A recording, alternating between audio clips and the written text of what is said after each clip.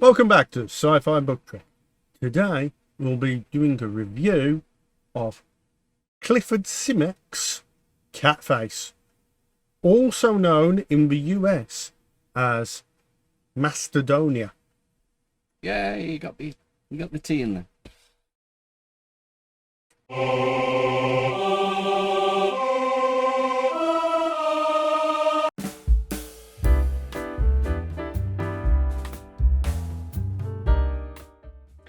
Catface is the UK title for the book Mastodonia. It was based off an earlier short story by Simak, which was titled Project Mastodon, that itself was published in 1955 in a publication called Galaxy Science Fiction. Yes, it was also broadcast as a radio play at the time.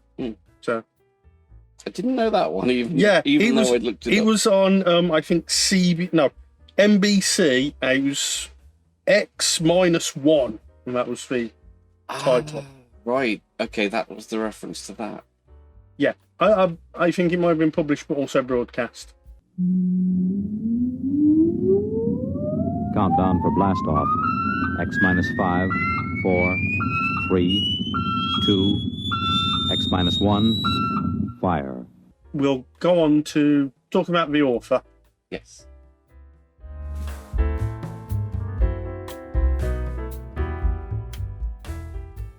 Clifford Simak was an American science fiction author born in 1904 and died in 1988. He was born in Millville, Wisconsin. Just on that note, I looked up information on Millville, and the census records of 2000, which we don't want to find, had the population of 147 people. So it was a small town he grew up in. That kind of explains a few things about the book. Yes. But we'll leave that later until themes. He attended the University of Wisconsin-Madison and then began a career as a teacher until 1929. He then worked at various organizations and news outlets, as well as beginning his writing career in 1931 with his first work, a short story called The World of the Red Sun. The novel was published in 1978 under the name Catface in the United Kingdom. In other places, as we've already said, it was published under Mastodonia, which is the fictional country within the book. Which brings us on to our publication year.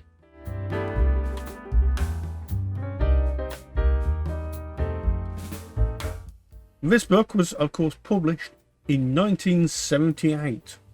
And, of course, things that happened in that year, such as... You want to go first? Okay.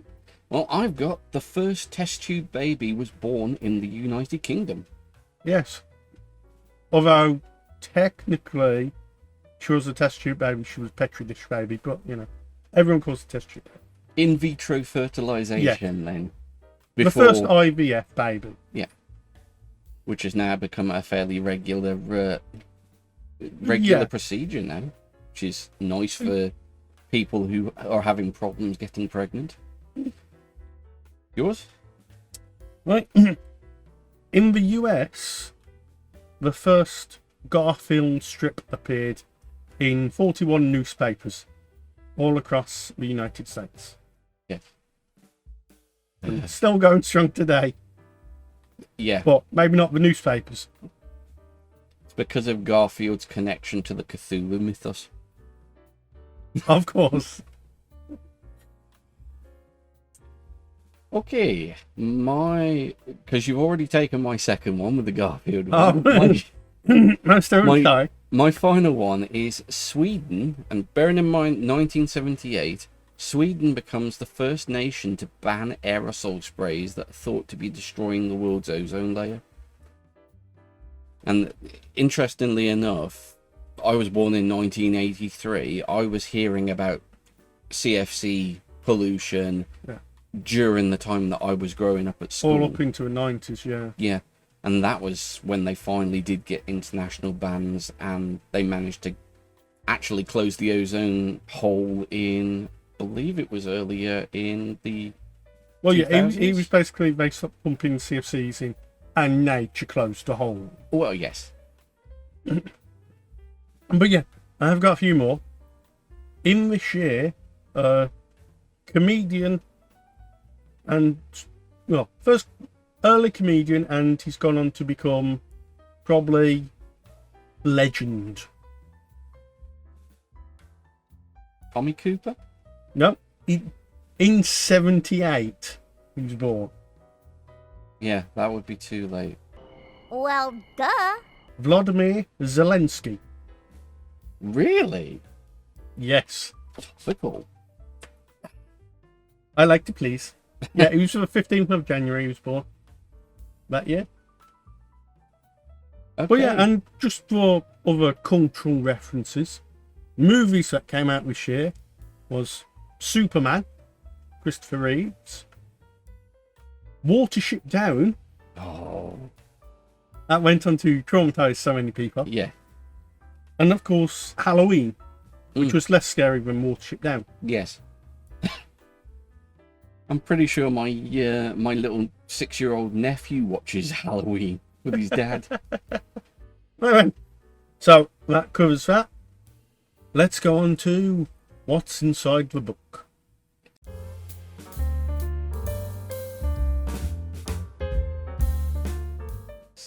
We'll begin with characters. So, it's a multi-character book, but it does take place from the perspective of one Asa Steele or Asa Steele. Yeah. I'll put the actual name. ISI. Yeah, I'll put the name up on screen so that you can actually see it. I've been pronouncing it as Asa, but I don't think that's right. It's 2 S's, if as far as I'm concerned. But that's our POV character. There's other characters that kind of walk in and out of the book as required, but they tend to be throughout. It's not like they sort of disappear. They get introduced and they might come back later. I think there's only one character who sort of introduced in the beginning and he drops out completely. yes, and that's The Ezra. rest, carry on. But yes, we have Asa Steele, our point of view character. We have his paramour.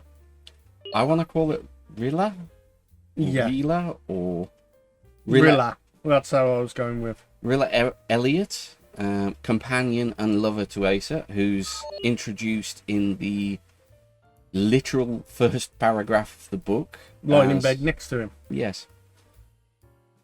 We have Hiram Bigelow, who is kind of introduced as the village idiot character, who does go on to have some significance in the book, but his importance does kind of fall off later in the narrative, which I believe is a shame, but that's going to have to wait until spoilers to fully explore that. We have Bowser, his faithful puppy, and the eponymous Catface. Yes, who is the alien creature of the story. So, yeah, I would say none of them are real big sort of standout characters. Like, none of them seem to have an arc. No, and that They all seem to be fixed. Like, where they start is where they finish. roughly where they end, yeah. Yes, there is no real. There's no, like you say, there's no real character arc. There's nothing that the characters particularly learn in their journey. I mean, your opinion of them might change a bit depending on the characters, like as they go on, but the characters themselves never change. And in some respects, the characters, for me, felt a little bit one note. Yes. And all apart from Asa, the POV character, who, I've got to be honest, felt very no note. Yeah. It's kind of not really present as a... You've seen it from his perspective, but it doesn't feel like he's a character. It feels like you're placing yourself into that person's shell and sort of marionetting them around it. There are no strings on me. Yeah, like I would kind of agree, but I would also say he's rather a dull character. But anyway, Yeah. we'll go on to themes, genres, and settings.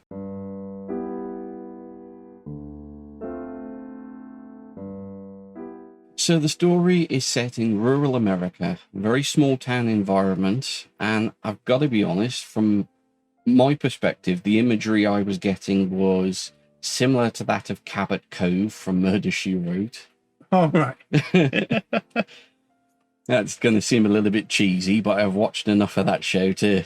It felt like the characters wouldn't have been out of place in that environment. Yeah. Clearly it's a science fiction story, but rather than it being focused on alien invaders, which is what you would kind of see on the cover of the book, or at least the covers of the Catface version. Yeah. It's more to do with the time travel story, and there's aspects surrounding the adventures of going into the past and exploring that, those surroundings. There's different time periods that the characters are able to go into and explore. Although I would say it doesn't fully flesh out its time travel sort of lore. Like, you don't know whether it's a linear universe, multiple universes, or if, like, what really goes on. It's Whether it events... feels like they're stepping into, like, pictures sometimes rather than back in time. But yes, You're not entirely sure whether the events that are taking place in the past are actually having any effect on the future, or whether it's paradox theory. But yeah, we won't go too far into spoiler. But yeah, that's fair. It is very simple on the time travel aspects it does cover, but it's slightly enjoyable. Yeah, in terms of science fiction, it is very soft, I would say. There's not a lot of hard science fiction, not a lot of nitty gritty mathematics or anything like that. It's mostly like, if you did find a way to time travel, what would you do? It's kind of like answering that question more than how or why or stuff like that. Actually, that is a very fair point. Like, it explores more themes with regards to capitalism than it does science fiction. Yes. And it's definitely a story that explores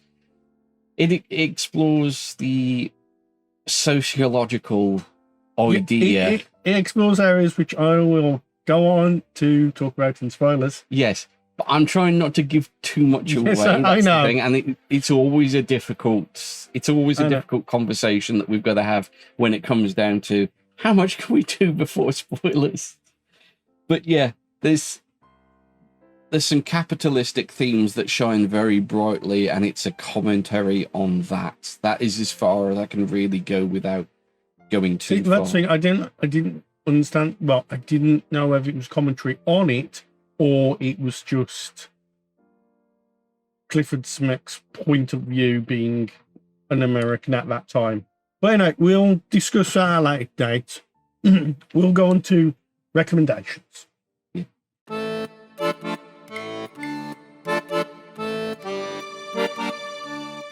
I don't think I can recommend this book. I don't think I fully liked it. It was interesting, but I don't think it does much with what it's bringing to the surface. And it doesn't feel like it goes anywhere. It doesn't feel like there's any real arcs. It doesn't feel like, even story-wise, like well, I mean, you could say the only person who sort of changes is Catface. And that is... yeah, sure. That happened. I have some... I don't know whether it was just moral qualms. at a certain point, I just went, what?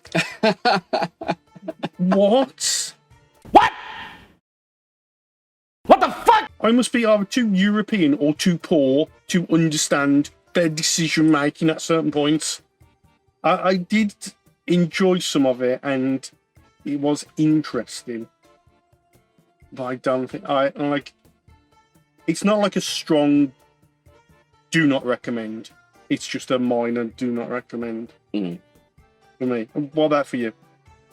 I enjoyed it to a point. The ending completely falls off a cliff for me, and that was disappointing to the point of I would say that, yeah, I would not be giving this to anyone else to read. There are other books. Crichton's Jurassic Park has done the similar themes, and it's done it much, much better. Right, yeah. So I would say read Michael Crichton's Jurassic Park. You would probably get more out of that than you would reading. But what about for time travel? I can't even recommend it as a time travel book. The time travel aspects themselves are too woolly. It's a plot device, but it's a plot device that is just, this happens to work like this. Don't question it. You don't need to question it. Sometimes I don't mind that in a story. But it's just the fact I don't think they do fully capitalise on time travelling at all. H.G. Wells' and Time I don't Machine. mean like capitalise by, making money. Yeah. But H.G. Wells' Time Machine, at least it sort of gives you a story. Yes, and that's the thing. You don't necessarily need to know how the time machine works in Time Machine. There's more story, there's more explanation, there's more meat in that story than there is in this. But yeah. But we'll end it there. As far as if you did decide to pick up a copy of it, of course, you've got your Amazon. I believe this is no longer in print. I'm not sure. I don't think so, no. Yeah. So not a Catface. Maybe somewhere else you might get Mastodonia. Yeah.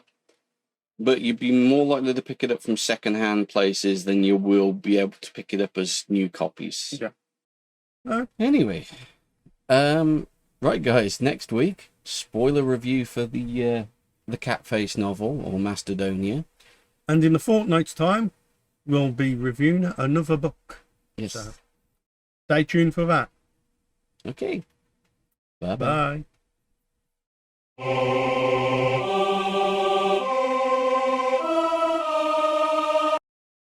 Clifford Simak is a... Let's start that again, because he's not was. He did. He did.